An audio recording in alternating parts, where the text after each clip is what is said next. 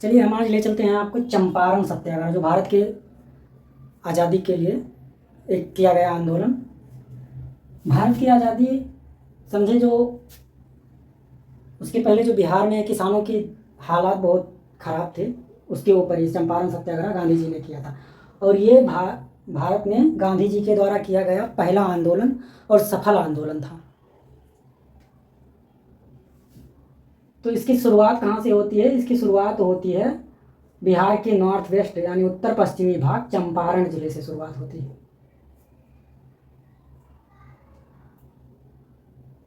चंपारण जिले से इसकी शुरुआत होती है। और क्यों होती है? क्योंकि यहाँ का लीडर, जो यहाँ का डीएम था, वो बहुत क्रूर था।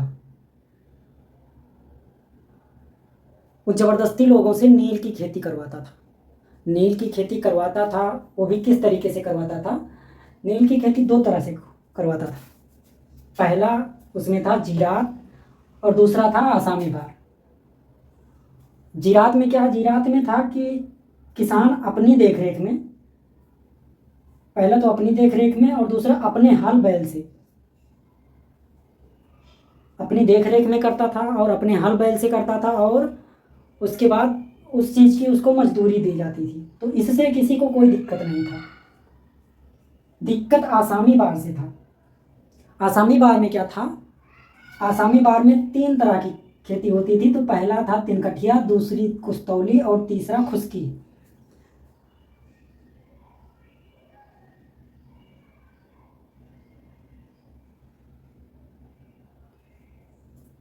अब तिनकठिया क्या है? तिनकठिया में जैसे 20 कट्ठा ज़मीन है, तो 20 कट्ठा में 15 कट्ठा ज़मीन पे आपको ज़बरदस्ती नील की खेती करवाई जाती थी। और ये भी 20-25 साल एग्रीमेंट के साथ करवाई जाती थी।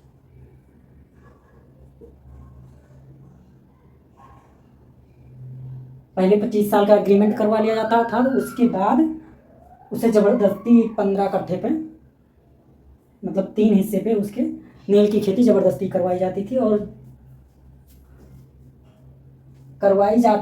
जब फसल तैयार होती थी तो उसको या तो औने पौने दाम पे खरीद लेते थे, या तो फिर उसको खरीदते ही नहीं थे, या फिर किसान को पैसा भी नहीं देते थे बराबर। इसी चीज़ से तंग आकर किसानों ने आंदोलन करवाने का फैसला लिया, जो कि गांधी जी ने इसको सफल किया। और दूसरा हमारा था कुस्तौली। कुस्तौली में किसान क्या करते थे? अपना मकान, खेत, गाय, भैंस, जो उनके पास जो संपत्ति थी, उसको बंधक दे देते थे, गिरोह जिसे कहते हैं।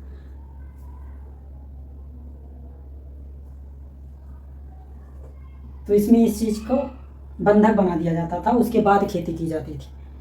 और तीसरा है खुस्की। खुस्की में क्या था? खुस्की में किसान अपनी ज़मीन को पट्टा कर देते थे।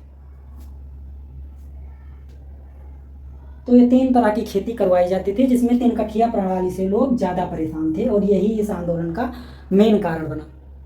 चलिए उसके बाद 1911 में जनगणना होती है, जिसमें 19 लाख आबादी केवल चंपारण जिले में पाई जाती है।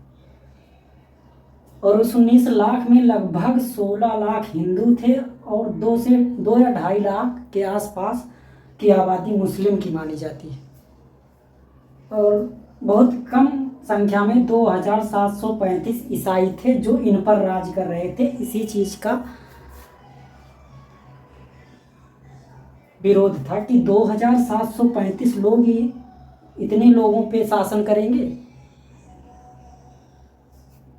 तब डॉक्टर राजेंद्र प्रसाद कहते हैं कि भारत के लोगों में आत्मबल की कमी है, नहीं तो इतने लोगों के बीच इतने लोग शासन नहीं कर पाते। अब कहानी की शुरुआत यहाँ से होती है। पंडित राजकुमार शुक्ल गांधी जी से मिलने जाते हैं। ये गांधी जी से मिलने जाते हैं, उनको सारी कहानी किसानों के बारे में, वहाँ की कंडीशन के बारे में, वहाँ के प्रॉब्लम के बारे में बताते हैं। तो गांधी जी आने के लिए मना कर देते हैं। पहले तो मना कर देते हैं, बोलते हैं कि हम अपना कोर्स छोड़ के नहीं जाएंगे। उसके बाद गांधी जी विचार विमर्श करते हैं। फिर इनके साथ में अपने कुछ साथियों को लेकर 10 अप्रैल 1917 को गांधी जी बिहार में इंटर करते हैं। एयरपोर्ट पे उतरने के बाद ये डॉक्टर राजेंद्र प्रसाद से मिलना चाहते हैं, तो डॉक्टर राजेंद्र प्रसाद का पता पूछते हैं तो बताते हैं कि डॉक्टर राजेंद्र का घर पटना के बंदरा बगीचा के आसपास कहीं बताते हैं, वहाँ पे है। तो ये वहाँ पे जाते हैं, वहाँ पे इनकी मुलाकात नहीं होती। तो उनके बाद फिर ये आगे निकल जाते हैं। एक मौलाना मजहर उल हक नाम के अपने दोस्त थे जो इनके साथ लंदन में पढ़ाई किए रहते हैं, उनके पास चले जाते हैं। उनसे इनकी मुलाकात होती है। फिर वो मना कर देते हैं कि वहाँ चंपारण में मत जाइए, वहाँ का हाल ठीक नहीं है। उसके बाद ये जेबी कृपलानी के पास जाते हैं, वो भी इनको वहाँ जाने के लिए मना करती हैं। फिर उसके बाद ये 15 अप्रैल 1917 को चंपारण के लिए कूच कर जाते हैं। और जब चंपारण के लिए कूच करते हैं तो इन्हें कमिश्नर साहब रोकते हैं कि वहाँ पे मत जाइए, नहीं तो हम आपको अरेस्ट करके अंदर डाल देंगे। और अरेस्ट भी कर लेते हैं, अंदर डाल देते हैं। गांधी जी कहते हैं आपको अरेस्ट करना है तो हमको कर लीजिए अरेस्ट, लेकिन हम वहाँ जाएंगे, वहाँ के हालात को जानेंगे।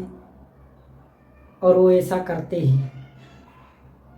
आगे क्या होता है कि यहाँ चंपारण में धारा 144 भी लग जाता है गांधी जी की। अब आगे क्या होता है, गांधी जी की जमानत को लेके। गांधी जी की जमानत होती है तो गांधी जी की जमानत, गांधी जी लॉयर थे,